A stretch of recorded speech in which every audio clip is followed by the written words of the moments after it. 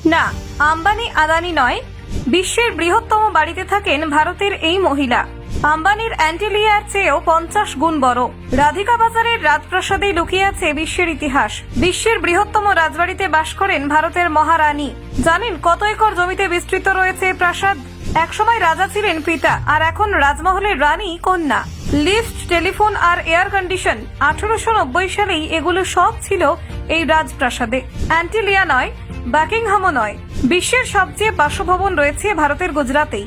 170 কক্ষের প্রাসাদ, 100 বছরের ইতিহাস। জানেন কে এই মহিলা? আম্বানি আদানিকে তো সবাই চেনেন, কিন্তু ভারতের এই রানীকে চেনেন কি? দেখুন, রাধিকা রাজে গায়কোয়াড়, জন্ম 1978 সালে, গুজরাতের ওয়াঙ্কানেরে রাজপরিবারের সন্তান। তার পিতা ডক্টর MK রঞ্জিত সিং ঝালা ছিলেন একজন প্রখ্যাত IAS অফিসার, যিনি দেশের সেবায় নিজেকে নিবেদিত করার জন্য নিজের রাজা উপাধি পর্যন্ত ত্যাগ করেছিলেন। ছোটবেলা থেকেই রাজকীয় ঐতিহ্যের সঙ্গে যুক্ত হলেও রাধিকা রাজে বেছে নিয়েছিলেন নিজের পরিচয় তৈরির পথ।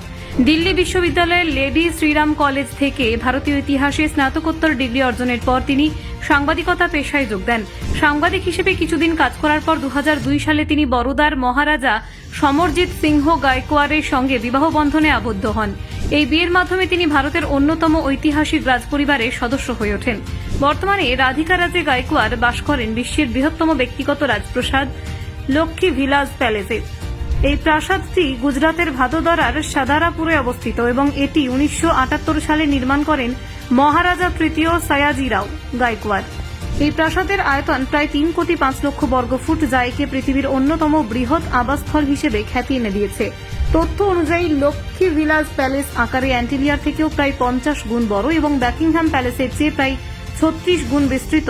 এই প্রাসাদের প্রতিটি ইঞ্চি রাজকীয় আভিজাত্যে এবং কারিগরি দক্ষতার প্রতিফলন। 1890 সালে এখানে লিফট, ইলেকট্রিক ওয়্যারিং, প্লাম্বিং, বৈদ্যুতিক ঘণ্টা, টেলিফোন এবং সেন্ট্রাল এয়ার সিস্টেম স্থাপন করা হয়েছিল, যা তখনকার সময়ে একেবারেই ব্যতিক্রমী উদ্যোগ ছিল। প্রাসাদটির স্থাপত্য ইন্দো সারাসেনিক ধাঁচে তৈরি, যেখানে ভারতীয়, ইসলামিক এবং ইউরোপীয় নকশার এক অনন্য সংমিশ্রণ দেখা যায়। 170টি কক্ষ বিশিষ্ট এই প্রাসাদের প্রত্যেকটা কক্ষ শিল্পকলায় ভরপুর। বাইরের দিকে রয়েছে মুঘল গম্বুজ, ভিতরে রয়েছে ইটালিয়ান মোজাইক, বেলজিয়ান ঝাড়বাতি, ফরাসি রোকোকো ডিজাইন, পর্তুগিজ টাইলস এবং রাজা রবি বর্মা সহ বিভিন্ন শিল্পীর মূল্যবান চিত্রকর্ম।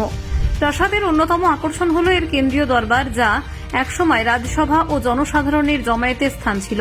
দরবারটির মেঝেতে ইটালিয়ান মোজাইক, দেওয়ালে বেলজিয়ান স্টেইনড গ্লাস, ছাদে কৃত্রিম ল্যাকার কাজ এবং ঝলমলে ঝাড়বাতি, সব মিলিয়ে এটি